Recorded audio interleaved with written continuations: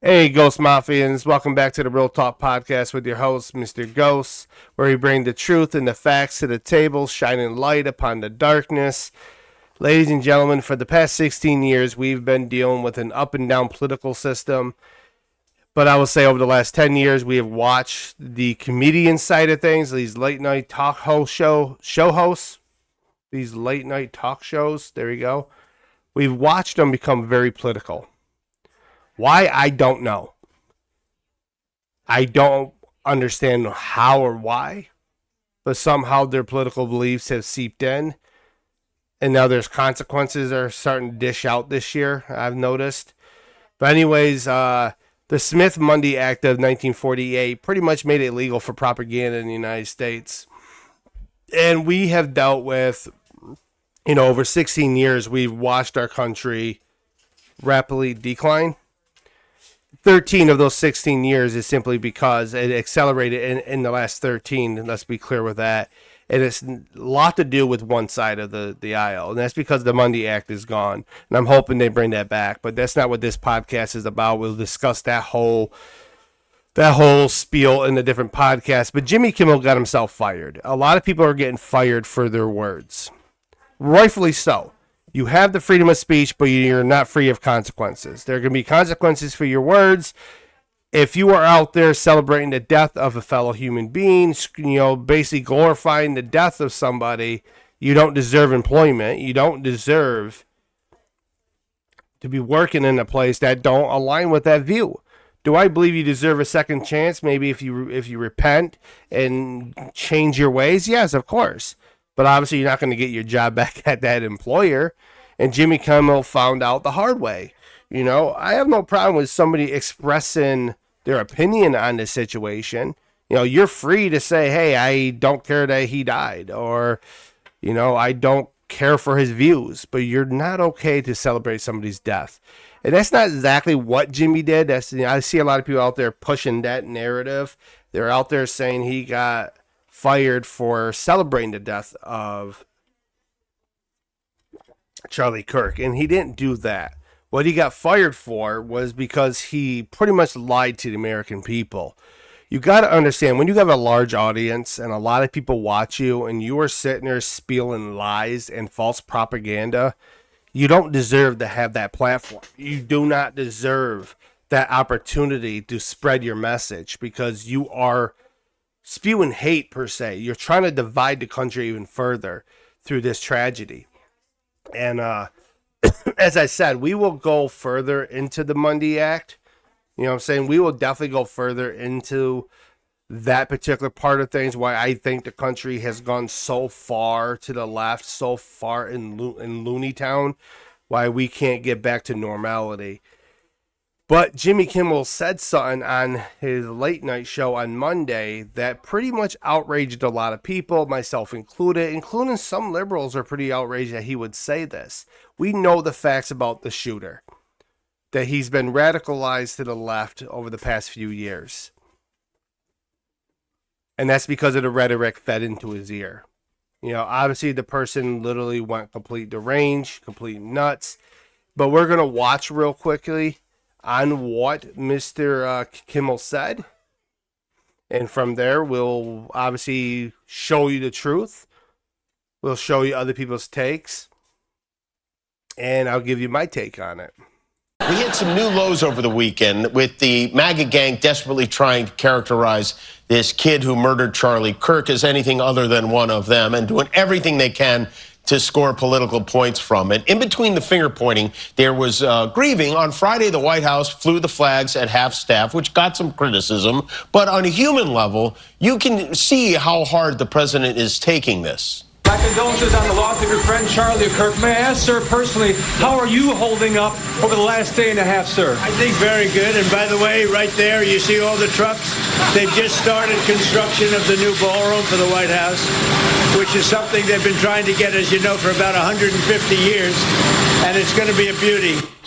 Yes. Okay. He's at the fourth stage of grief, construction. Demolition, construction. This is not how an adult grieves the murder of someone he called a friend. This is how a 4-year-old mourns a goldfish. So, yeah, Obviously those words are insensitive. The last part, I don't care. You could poke fun at that. Everybody obviously handles grief a lot differently, and he is the president of the United States. He does have a lot on his plate. Obviously, he has to be a leader. He has to show that he's a leader. But it was the beginning part. It's where it gets kind of a red flag to me, because you are lying to the American people. Yes, we all know that Tyler was raised in a conservative Mormon household. But we also know the truth. We also know the truth that he was radicalized. I don't think there's any deniability that he was radicalized over the past few years. He was described as a self-Reddit kid. And I'm going to show you a few videos just to prove that point and why you can't spew these lies and think you could get away with it by misleading the American people with your bullshit. Because at the end of the day, your lies are not going to prevail. All right, let's take a look at what this guy had to say. Tyler Robinson kid. I'll show y'all. That's him right there. Tyler Robinson. I'm not trying to clout chase, make this shit about me. But I'm not going to say I knew this kid really well. I didn't know him very well at all. But I definitely saw him for 3 straight years in high school. And the best way I could describe him is just like a Reddit kid. I don't know. I feel like if you were in high school around that same time, and even probably now, 2018, and then those kinds of kids. But that's exactly what he was. All I'm going to say is this is the kind of shit that happens when you spend way too much time online, and all of a sudden your beliefs are all the way this way or all the way this way, and you do some dramatic shit to please these people that are not your friends. This internet shit is seriously no joke. Right out of the horse's mouth, somebody that knew him for 3 years of high school, and that's clearly telling you. Obviously, we know what Reddit is. They lean very far to the left. There are some right-wing stuff on there, but it's primarily to the left.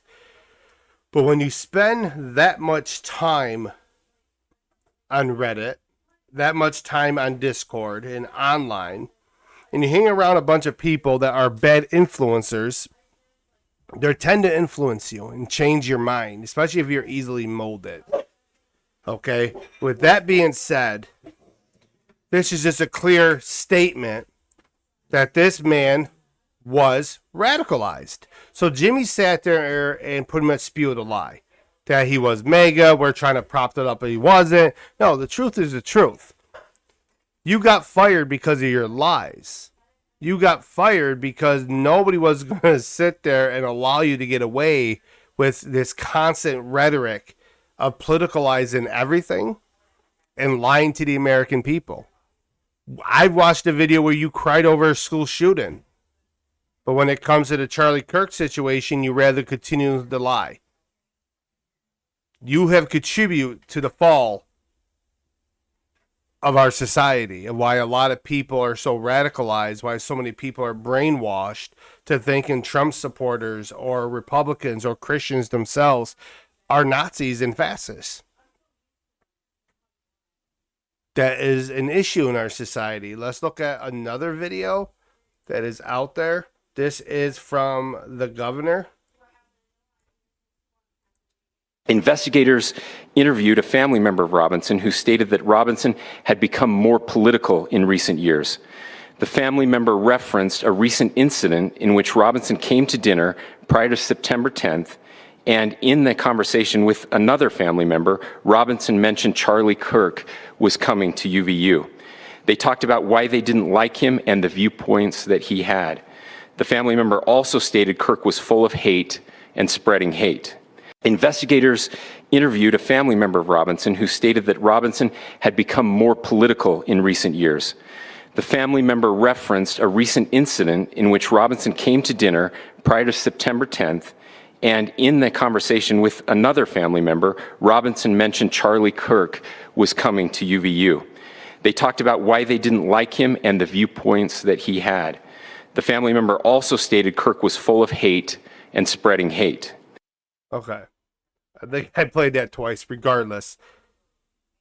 Now, who is spewing those words out there that Charlie's filled with hate, that he's a misogynist, that he's a Nazi, he's a fascist. The left is spewing all that. So right here between these two videos, you're seeing him being pulled to the left. That we're seeing the true picture come to light. Okay? Obviously, the left doesn't want to see the truth. Obviously, the left does not want to see the problem within their own party. They rather ignore it instead of try to fix it. Okay? We're going to look at another article, not the entirety of the article, but a particular part of the article that is going to give you a clear insight, because this is Tyler Robinson's co-worker. People who knew Robinson described him from different memories of his political leanings. An electrician who worked with Robinson on a job for a few weeks, just a few weeks ago, and asked not to be named, like others who spoke about Robinson due to sensitivity of the situation, described his colleague as a shy presence who wasn't talkative unless he was spoken to. Robinson didn't really talk political unless someone brought it up, the electrician said, adding that he wasn't too fond of Trump or Charlie Kirk. But several years ago in high school, Robinson, like his family, was politically conservative and supported President Donald Trump ahead of the 2020 election. One of Robinson's former classmates told CNN, "When I knew him and his family, they were like diehard Trump," said the former classmate. When this happened, I was like, I don't know what to change. Voter registration, obviously records show he's not registered or affiliated with any party. Something changed after 2020. So over the last 4 years, something dramatically changed that radicalized this individual to the far left. Could have been the transgender boyfriend. Could it have been the certain friends he was hanging out with on Discord. I know sometimes when you hang out with people and you're a very weak-minded person, spiritually, emotionally, mentally weak, you could be coerced. You can be pushed one side or the other. You could have your political views changed. You could have your ideologies changed. You can be indoctrinated very easily if you're weak-minded, especially spiritually, mentally, and emotionally. Okay? So many people in our society think it's okay to lie or to celebrate the death of Charlie or lie about the shooter and try to paint it one side without accepting accountability. That your rhetoric has led to the radicalization of a lot of young minds. And these young people are out there killing people because they are being influenced to do so by your rhetoric. When you sit there and you tell somebody that the other side is your enemy, that they are a threat to your very existence, a threat to your very freedom, obviously a lunatic is going to get a gun or some form of weapon and try to defend themselves before the enemy strikes them. Preemptive strikes. I don't understand of how the left can keep painting this picture that he was a mega person. Yes, we could say early on he was all mega. His whole family was. But something changed. Neighbors have said he's changed. I mean, obviously when he spends so much time online and the amount of rhetoric that social media feeds us, I mean, TikTok is no saint, but any social media will sit there, especially in that era when Twitter was really like, it was Twitter back then, it was very rampant with anti-Trump ideologies, very anti-conservative ideologies. So when you sit there and you tell someone that the conservative party are the fascists, that they're the Nazis, that these are evil, evil people, these are people that you got to go out in the streets and create chaos over, they're going to do so. Okay, now with that being said, we're going to quickly listen to Jesse Waters' take on the situation and go from there. It's not illegal to say Charlie deserved to die and you're glad he did. They have a right to say that, but we have a right to fire you. You can't walk into the office and say you're into homicide. You can't work at CNN and tweet, I'm comfortable with cold-blooded murder. More people need to be killed. Speech is free, but you're not free from the consequences. If you're glad Charlie's dead and thought he had it coming, I'm supposed to sit next to you in the break room? You're going to teach my kid at school or serve in government? And I'm supposed to just say, free speech.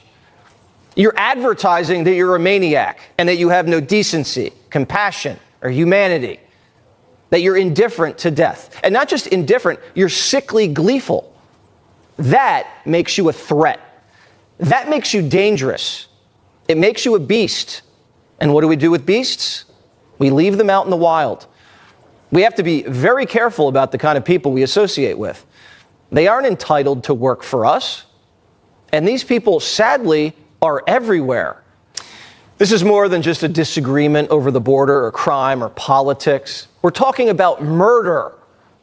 Would CNN be okay if their producer said, that girl that got raped, she had it coming? Of course not. Or the Ukrainian refugee stabbed to death on a train, Irina, deserved to die. Those floods in Texas, that's karma. Hope you can swim. Never. And we're not saying these people should be put in prison. We're saying they're not walking into my office. I'm not letting them hang around my family. I don't want to be anywhere near them. So, yeah. So Jesse Waters said it the best. I think we live in a very upside down world, a very broken world. And I think we have to get to a point of where we're trying to bring people back together, right? And the only way we're ever going to do this is by getting rid of what happened in 2012, making it illegal to propaganda against the American people, make it illegal to where you could lie to the American people. And if news agencies are going to lie to the American people, revoke their licenses. I know that's a very hard task to do. Because, like, once you get your broadcasting license, it's like, it's there for life. I think that has to change, where there is that threat of having it revoked. To where even people like me, where that threat is real on me. Where, hey, we are going to revoke your ability to broadcast on YouTube to your audience if you're going to spew lies and hate. Obviously, that's not who I am. I want people to come together. I want unity. I want the American people to love one another as what God instructed us, to love our neighbors unconditionally, even love our enemies as we love ourselves. And that's our duty. And that's what Charlie pushed. And I think they're starting to realize that the rooster's coming to crow. That you can no longer get away with this type of behaviors. I agree with Jesse. I don't want people around me that are this bad. Why? Because you can corrupt me. You know what I'm saying? If I'm a spiritually, mentally, emotionally broken person, you can corrupt me. Luckily, I got Jesus Christ, so I'm strong as an ox. But I still don't want to associate with negative people, because over time, they could kind of get in your head and open doors. Something you don't want. I notice if I'm sitting there watching like a lot of left-wing media videos, I get a very twisty feeling in my stomach. It's the same thing if I watch too much on the right. I try to watch a little bit of both, just get a perspective on what's the truth, and I do my own research. I think that is on every human being on the face of this planet, is to do your own research when you hear things. Don't immediately believe everything you hear on the internet. Do your own research. See if it is truth, and if it is truth, then believe it. If it's not, then call it out what it is. A lie is a lie. You know, our God the Father detests a lying tongue. So I'm hoping this is a wake-up call to CNN, MSNBC, and other news agencies that are sitting there with propaganda, you know, that are one-minded. You know what I'm saying? We should have open dialogue. We should have open debate, even on topics we don't agree with.